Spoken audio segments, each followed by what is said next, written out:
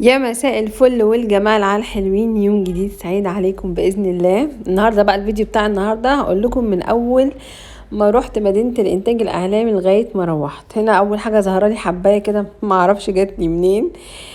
هنا بعد ما وصلت مدينة الإنتاج الإعلامي ومعايا الأكل في الشنطة وحلة وأطباق وحاجات كده كتير، لأن هو البرنامج اصلا برنامج مواهب، ما هوش عبارة عن برنامج طبخ، فانتي بتجيبي حاجتك كلها إيه معاكي وانتي رايحة. وبعدين هنا بقى بدأت سبت الحاجة جوه الاستوديو. بعد كده خرجت، كان قدامي ساعتين عشان البرنامج يبتدي، فقلت اخد جولة في مدينة الانتاج الاعلامي. انا جيت اخر مرة يمكن من 20 سنة، من زمان خالص خالص. كنت جيت قبل كده، لكن هي طبعا شكلها اختلف تماما تماما. وشفت بقى النجوم اف ام وبقية القنوات بقى بتاعت اللي احنا بنشوفها في التلفزيون. كنت طبعا ماشية بتمشى وانا فرحانة ان انا يعني بتفرج على مدينة الانتاج الاعلامي، لان اصلا انا كان نفسي اكون مذيعة في الاذاعة والتلفزيون، بس ما حالفنيش الحظ علشان الجامعة بتاعتي ما كانتش اعلام. فهنا بقى انا بصور الاستوديوهات كلها وبتمشى وبدور على مكان افطر فيه قبل ما الحلقة تبتدي. هو كل حوار الحلقة ده، هو المذيعة كانت اختها نازلة تطبخ، وبعد كده هي اعتذرت، فجابوني تقريبا في كام ساعة علشان انزل معاهم الحلقة. فطبعا خبطت على وشي في الحلقة اللي قبلها، بس الناس فاهمة ان انا بخبط على وشي الحلقة اللي فاتت عشان عندي شغل كتير في المطبخ. لا، علشان انا كنت ملزمة ان انا اعمل طبخة، وان انا يعني اظبطها واظبط نفسي في كام ساعة. لكن هو كل يوم احنا بنطبخ، وكل يوم احنا بندخل المطبخ. هنا بقى بتمشى شوية اهو، بدور لي على مكان افطر فيه. وشفت قوي قصر حلو جدا بيصوروا فيه، عجبني جدا ورحت مصوراه اهو. زي ما انتم شايفين كده القصر ده عجبني قوي، بيصوروا فيه المسلسلات. كذا بيت بقى جنب بعض، ودي القنوات بقى التانية، المزيكا لعبتها وحاجات لذيذة قوي. استوديوهات بقى كلها بقى معظمها استوديوهات، بس انا ما دخلتش جوه. انا يا دوبك خلصت الحلقة ورحت ماشية. ودي سي بي سي اهي. يعني انا بحب المدينة دي عامة يعني، وكان نفسي ازورها من زمان. قعدت اتمشى كده، اتمشى والف والف والف لغاية ما وصلت على اول الشارع لمطعم اسمه مطعم المدينة كده. وبعد كده قلت بقى اخد كوباية نسكافيه ومعايا بقى واحدة باتيه او كده افطر بيهم عقبال ما تبتدي الحلقة. فجبت واحد كرواسون ورحت بقى شاربة النسكافيه، وقعدت كده اتصور شويه. طبعا مش حاطه مكياج، وفي كده حبايه اول مره تطلع لي في حياتي في وشي، فطبعا كانت مضايقاني. بس انتي بتحطي بقى مكياج لنفسك او بتخلي حد يمكيجك من هناك. بس انا يعني ما لقيت الموضوع مش مستاهل، لان انا بحط ميك اب رقيق، مش ماليش في المكياج التقيل واللعبكه بقى والبهرجه والفاونديشن والحاجات التقيله دي. انا ما بحبهاش وماليش فيها. انا ليا قوي في السكين كير، اللي هو اقعد اعمل ماسكات، بس اقعد اعمل ماسكات لتنظيف البشره. لكن مكياج وكده مش لعبتي بمعنى اصح. انا بحب اعمل مكياج، بحب اعمل، بس بخليه لايت كده، مش مكياج تقيل ويبقى ظاهر قوي وكلام من ده. لا، مش بحب. هنا بقى قلت اتمشى شويه برضو جوه المدينه.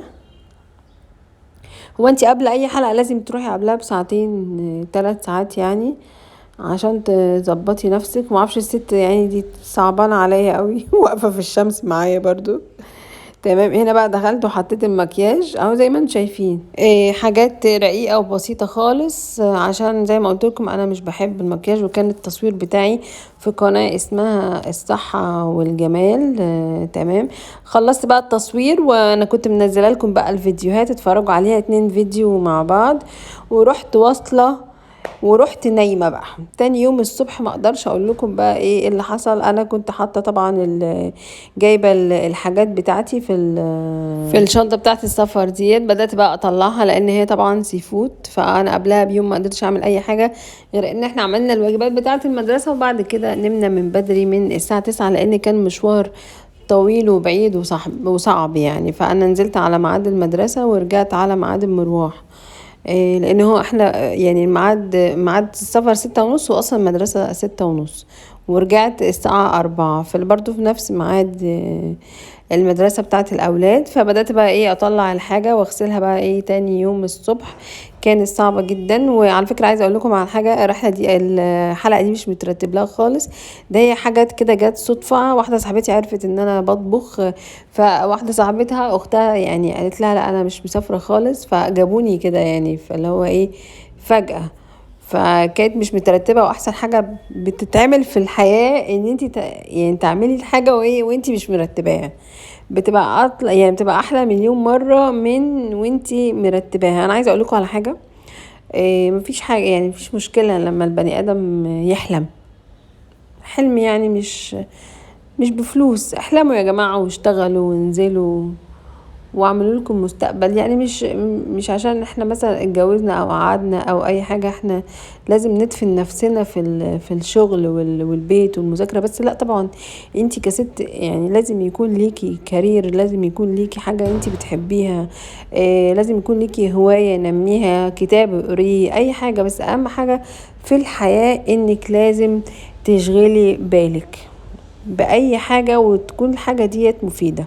وبعد كده رحت حاطه الشنطه طبعا علشان فيها سي فود ومش نظيفه، ورحت جايبه شويه من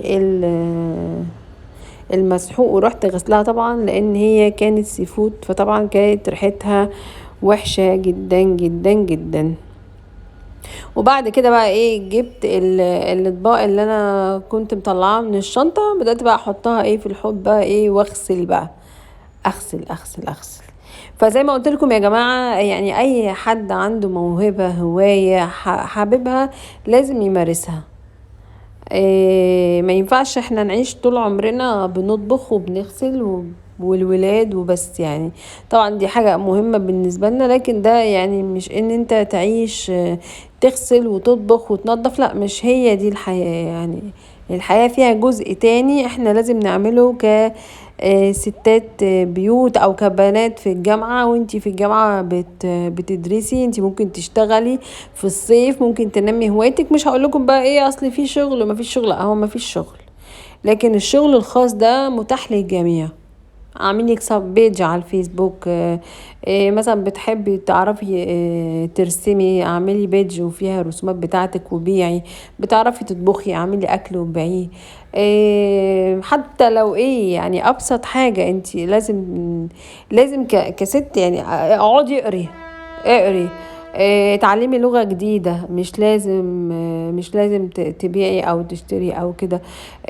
ممكن لو انت مثلا ليكي في الذوق في اللبس او كلام من ده، ممكن تشتغلي طقم في طقم في طقم، تبتدي ان انت تصمميه وتبقي بعد كده اكبر فاشون ديزاينر. يعني طول عمر الناس لما بتبتدي شغل او بتبتدي حاجة دايما بتبتدي صغيرة، ما بتبتديش كبيرة. فطبعا انا بالنسبة لي كان حلم ان انا يعني اطلع في التلفزيون وكده. فزي ما قلت لكم من زمان، بس هي الجامعة بتاعتي يعني ما كانت مختلفة تماما عن المجال، فعشان كده ما روحتش الانتاج الاعلامي علشان اشتغل. انا رحت قبل كده زمان فسحة بس. بدأت بقى ايه اغسل المواعين واظبط بقى ايه المطبخ، لان بقى كنت قبلها بيوم. طبعا السفر ده مدته طويلة.